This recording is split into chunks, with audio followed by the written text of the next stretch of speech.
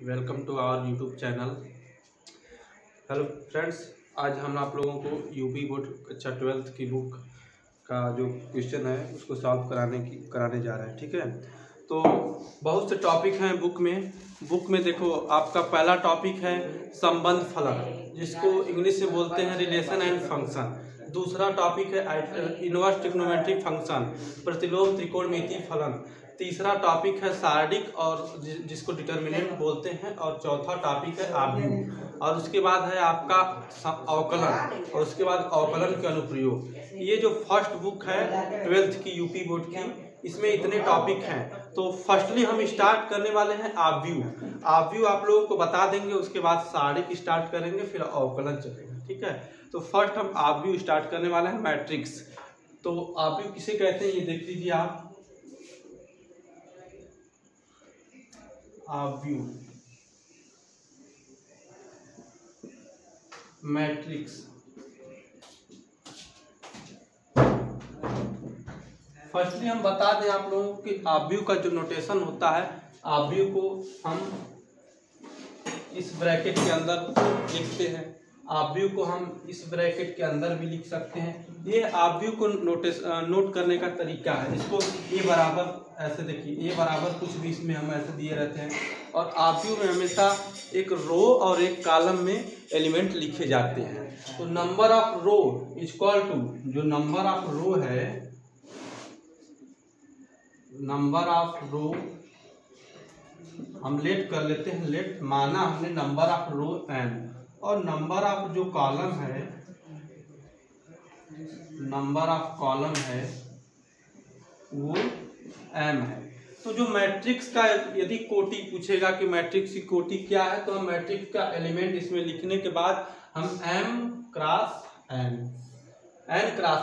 रो और into column होता है, ना कि कॉलम इंटू रो होता है, गलत हो जाएगा। रो इंटू कॉलम होता है, तो n क्रॉस m की मैट्रिक्स यह हो जाएगी। अब इसमें किस प्रकार के एलिमेंट रहेंगे ये आप लोगों को बताएंगे। देखिए, मान लीजिए इसमें A11, A12, A13, तो ये A21, A22, A23, A31, A32, A33, इसमें इस प्रकार के एलिमेंट हैं। अर्थात आप देख लीजिए कि नंबर ऑफ रो कितने हैं। नंबर ऑफ रो देखिए इसमें 1 2 3, अर्थात n के स्थान पर आप क्या लिख सकते हैं 3। नंबर ऑफ कॉलम कितने हैं 1 2 3, आप n के स्थान पर आप 3 लिख सकते हैं। अर्थात यह जो मैट्रिक्स है आव्यूह है 3 क्रॉस 3 का है। अर्थात अगर यदि इसकी कोटि कोई पूछेगा कि इसकी कोटि क्या होगी, तो हम कहेंगे कि 3 क्रॉस 3 की कोटि का आव्यूह है। अब नंबर ऑफ एलिमेंट कोई पूछेगा, यानी आव्यूह यानी मैट्रिक्स में अवयवों की संख्या, number of element in matrix. तो number of element in matrix, number of element in matrix ये होता है R into C, row into column, जो नंबर ऑफ रो है, अर्थात n इंटू n। तो n की संख्या यहाँ पर क्या दी गई है 3, n और m 3, अर्थात 9।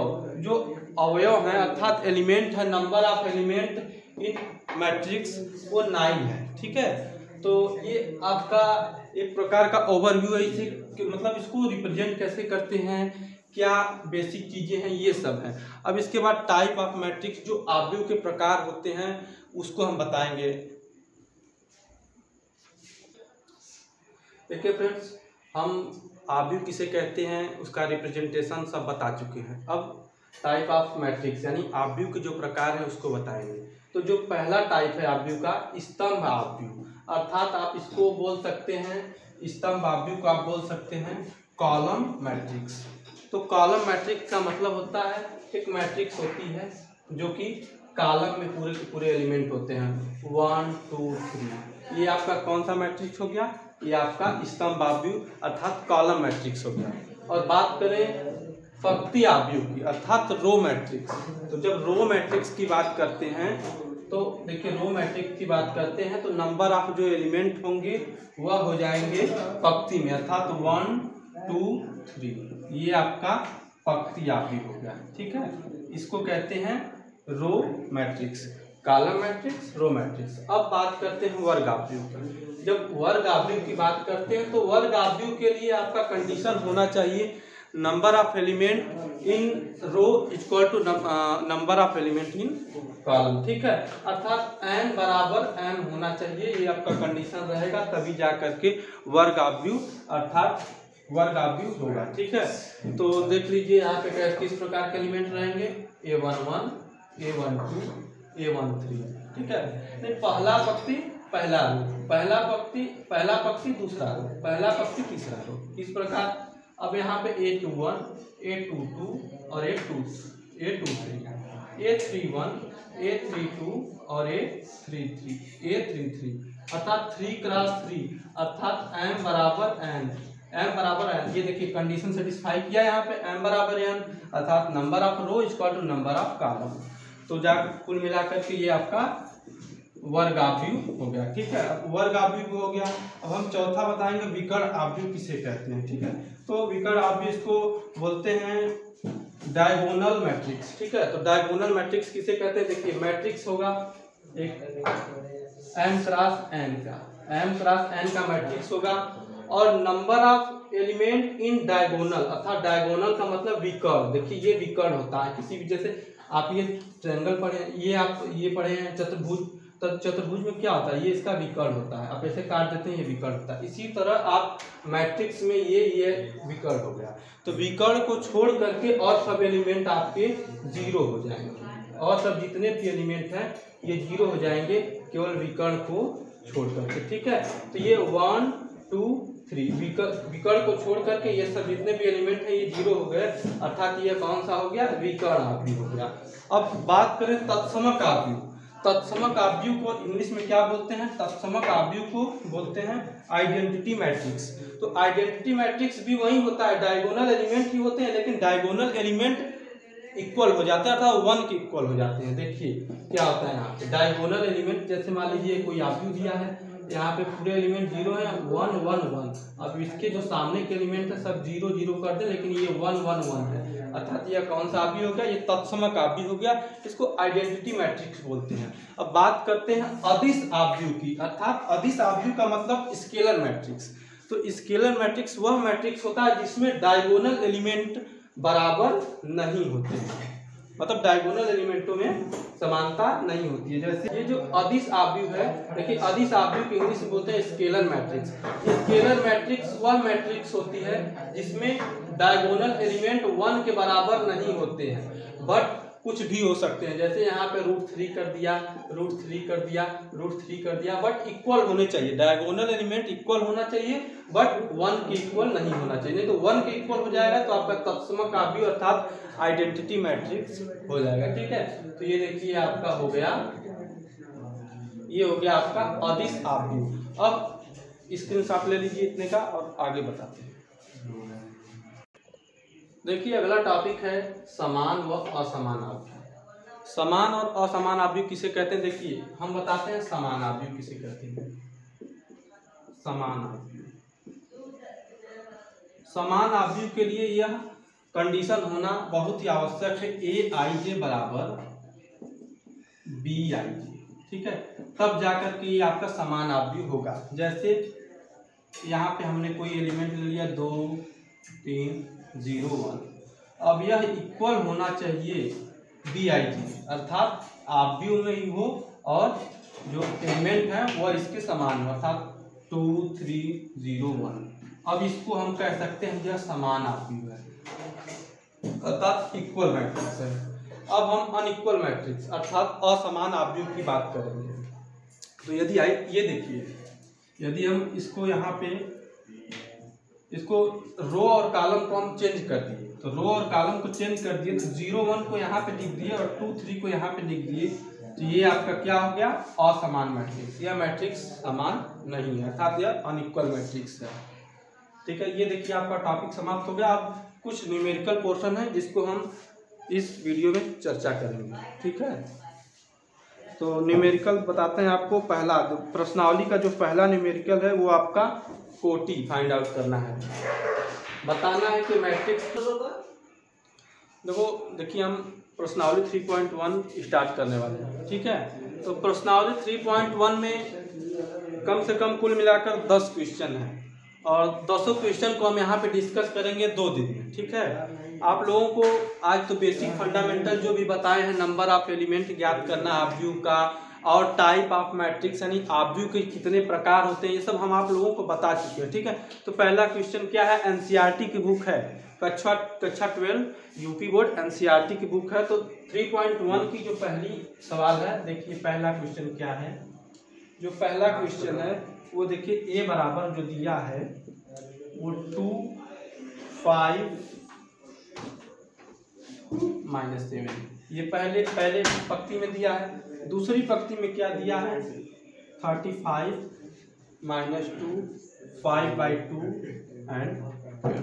और इसी तरह तीसरी में क्या दिया है, तीसरी में दिया है √3 -1 नहीं, ये +1 -5 और 7, ठीक है।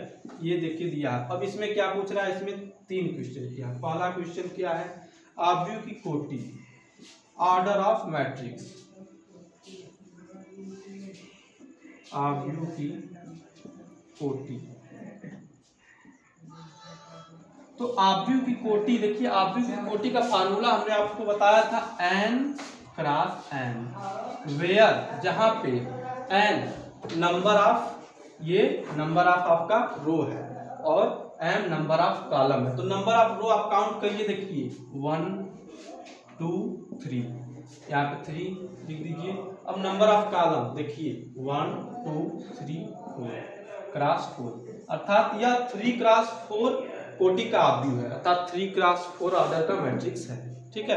अब नंबर ऑफ एलिमेंट, अर्थात ऑब्ज्यू में कोटि की, ऑब्ज्यू में अवयव की संख्या। जब ऑब्ज्यू में अवयव की संख्या पूछेगा तो आपको हमने कहा था कि जो आपका ये कोटि आप बताएंगे तो m क्रॉस n, तो m क्रॉस n बताएंगे तो देखिए 3 क्रॉस 4, तो 3 क्रॉस 4 अर्थात ऑब्ज्यू में जो नंबर ऑफ एलिमेंट है, अर्थात ऑब्ज्यू में जो कोटि मतलब अवयव की जो संख्या है वो 12 है। आप गिन कर देख सकते हैं 1 2 3 4 5 6 7 8 9 10 11 12, देखिए 12 अवयव है, अर्थात नंबर ऑफ एलिमेंट ऑब्ज्यू में 12 है, ठीक है। अब जो इसमें तीसरा क्वेश्चन क्या किया है, तीसरा क्वेश्चन आपका ये किया है कि A13 का वैल्यू पूछा है।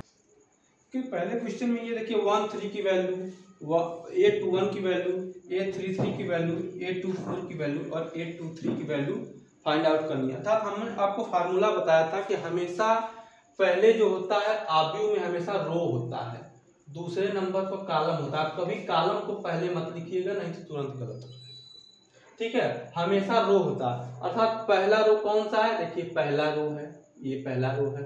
अब पहले रो में तीसरा कॉलम कौन सा है, 1 2 3, अर्थात यह जो एलिमेंट है यह A13 हो जाएगा, ठीक है, A13। अब इसी तरह दूसरे आ जाइए, दूसरा आ जाइए A21। तो A21 में देखिए रो क्या है, 2 है, तो आप रो में जाइए 1 2, ये 2 है और कॉलम क्या है, 1 है, देखिए कॉलम 1 है, ठीक है। तो ये एलिमेंट आपका A21 हो गया, A21, ठीक है। अब यहाँ A33 की बात करते हैं, तो तीसरा रो और तीसरा कॉलम 1 2 3 1 2 3, अर्थात इसके नीचे आप आ जाइए, ये आपका A33 हो गया, ठीक है। अब चौथा क्वेश्चन A24 है, तो रो में आप दूसरे रो में चले जाइए, दूसरे पंक्ति में चलाएंगे तो ये दूसरा रो है, उसके बाद चौथे कॉलम में चले जाइए, अर्थात आपका नहीं, ये देखिए ये आपका दूसरा रो है और चौथे कॉलम में चले जाइए 1 2 3 4, अर्थात ये आपका A24 है।